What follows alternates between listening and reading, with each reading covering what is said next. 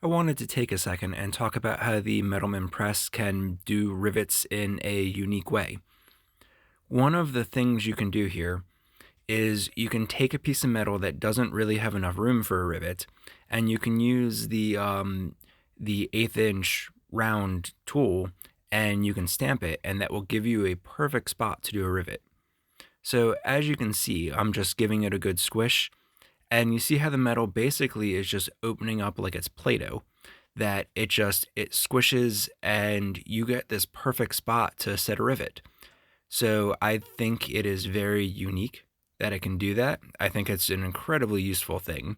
I do that probably often. I would say every day I use the press in a way that is exactly this or something similar to this. So yeah, you can see it there just squishing. And it's not taking a ton of force to do this. It is such a precise tool that 5 tons pushed in that spot really does that incredibly easily.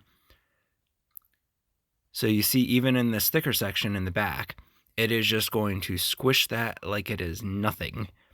And then once you have these pressed out, you can go to a drill press or like a Roper Whitney hand punch and just punch holes in them.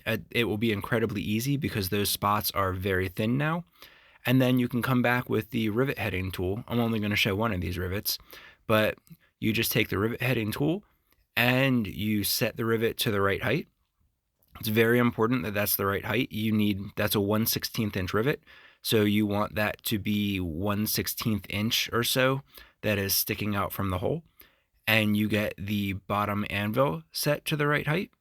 And then you just give it a nice easy pull and you will have your rivet set.